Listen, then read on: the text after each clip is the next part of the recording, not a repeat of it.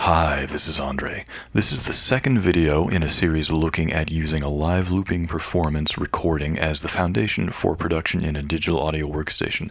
Thank you very much to Nakarin Teerapenun for commissioning this one.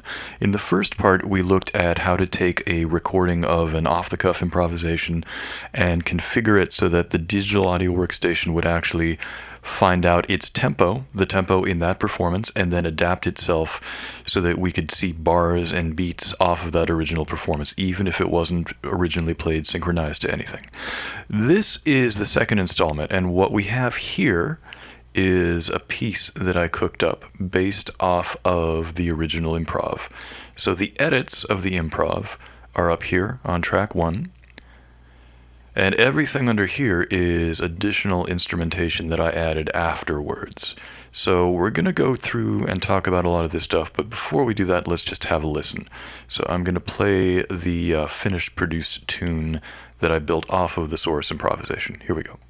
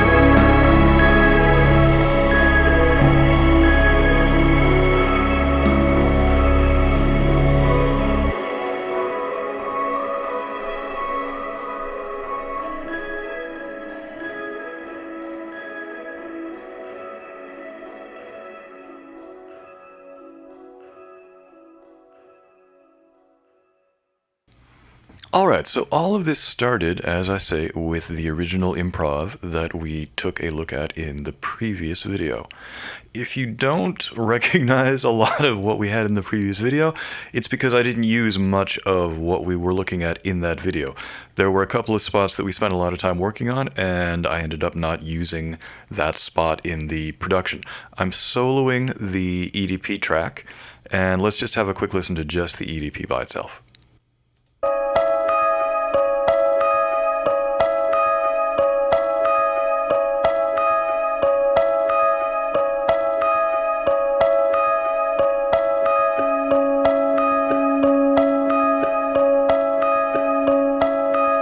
So it's that kind of thing. Every one of these boxes here is what's called a region, and this is basically a segment of audio. So these are actually cut and pasted. You know, this is the same region that I cut and pasted 4 times.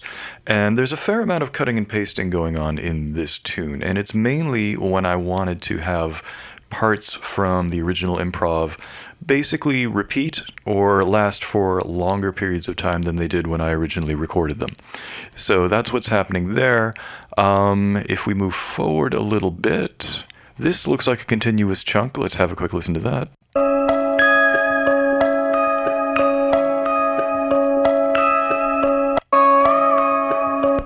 And then here is where the main melodic idea comes in. And let's have a listen to it.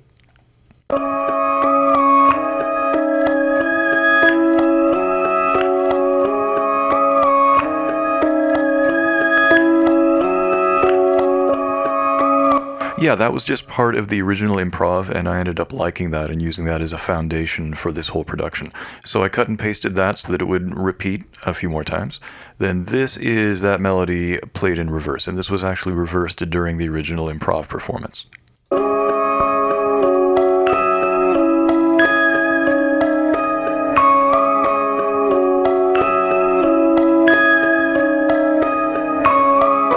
And here again, cutting and pasting just to extend the length of that part a little longer based on what seemed to make sense from a compositional point of view.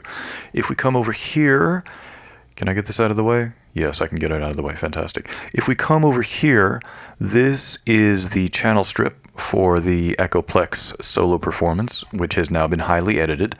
Ozone Imager is a stereoization plugin. It's actually the same stereoization plugin that I use on pretty much all the EDP tutorials.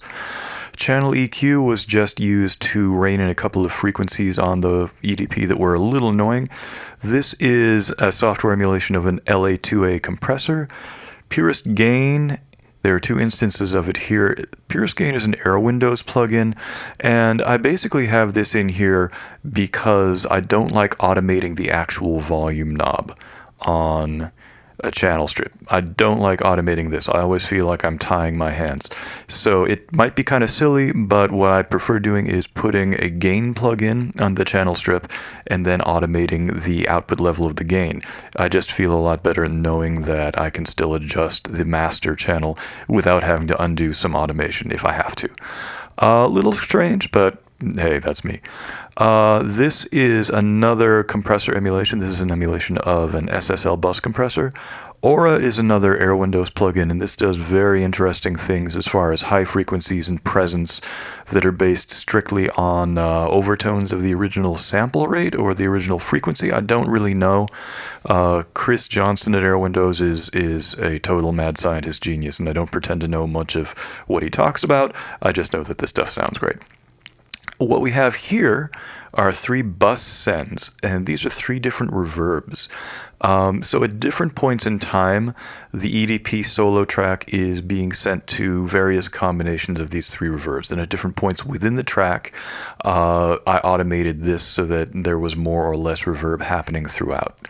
So that was the foundation part of taking the EDP performance and then cutting and pasting it into some kind of coherent whole. At the same time I was doing that, I was also building up an arrangement with a lot of other instruments. So every one of these green regions that you see here is a different instrument that I wrote and recorded and created after the fact. So let's go through a little bit of these things. I'm going to start with, I guess, the first track.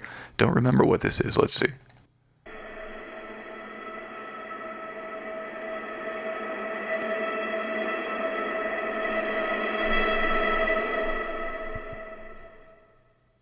So that's basically just an ambient textural thing. Mainly I use that to kind of glue the transitions between different sections. It's kind of like the dude's rug. Here's another one. I think this is another abstract ambient thing. Let's see.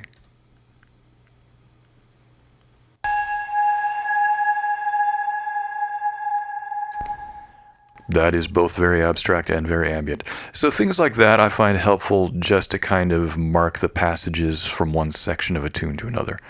This, I believe, is a cello. So I'm going to solo the EDP solo again, and we'll listen to what's going on there. That's where it's playing that main melody. And then I wanted to have a cello part doubling it, which is what I did here.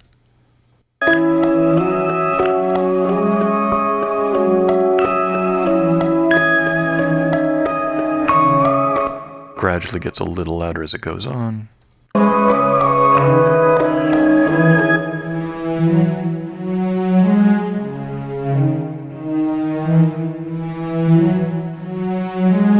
That kind of idea. Down here we have, well, we'll get to that because that section comes in a little later. Down here, the first stuff that enters, this is another case of doubling stuff in the loop with orchestral instrumentation. So if we listen to the very beginning of the tune,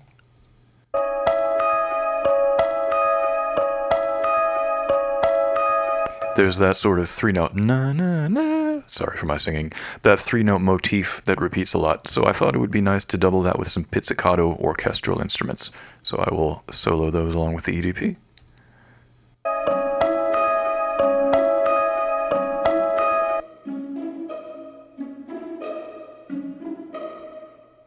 And like the cello, these have a crescendo, so they're easier to hear towards the end of that section.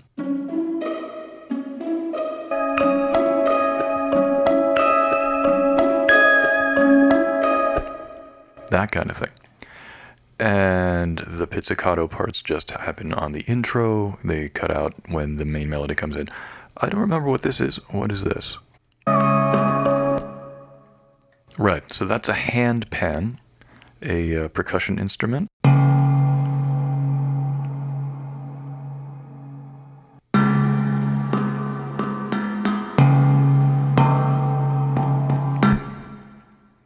And at one point I actually had the hand pan doubling the melody as well. So if you listen here.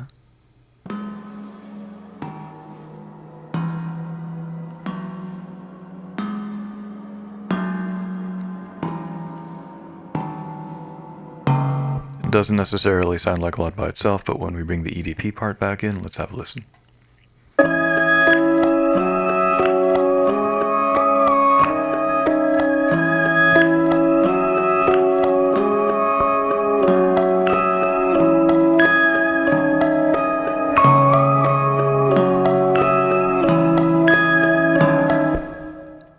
That kind of idea. And again, it's a subliminal thing. It's not the sort of thing that's supposed to leap out at you necessarily and be like, oh wow, the hand pan is doubling the melody.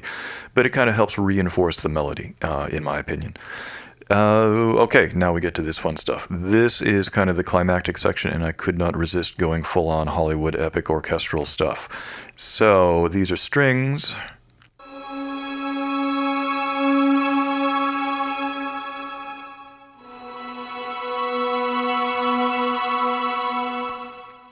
That's just a chord progression that I came up with for the climactic section. I think these are, what are these, basses? Cellos? Let's see.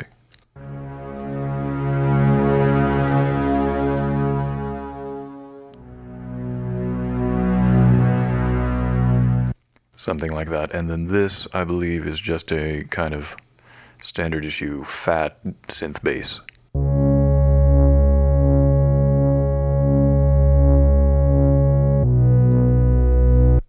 Yeah, by itself it doesn't sound like much, but in the context of the whole track, let me play it and I will mute the synth bass part at a couple of points and we can hear what it sounds like both with and without.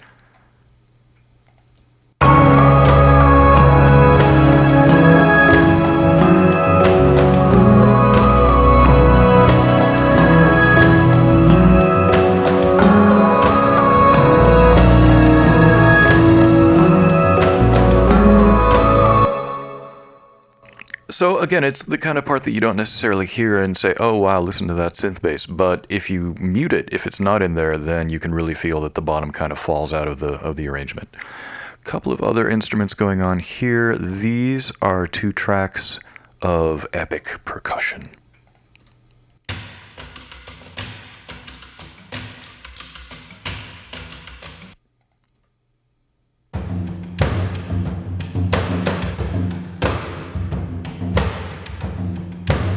Yeah, for this last section, I kind of couldn't resist being a poor man's Hans Zimmer, I guess. And then this is some ambient percussive hits.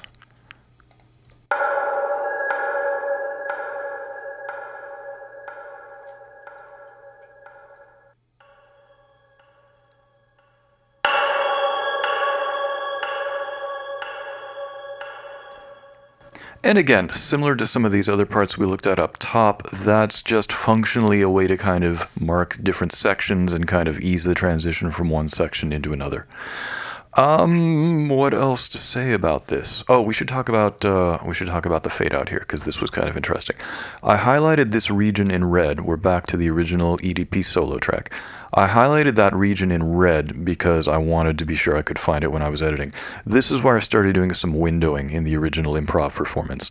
So there's a couple of things happening. There's windowing happening, and then there's also some stuff happening with the reverb sends over on the channel strip and with the overall level. So what's happening is you've got windowing happening. The dry track is slowly fading out at the same time that the reverb sends are getting higher. So while the dry track is fading out, the reverbs are getting louder. So I'm going to be quiet so we can listen to that.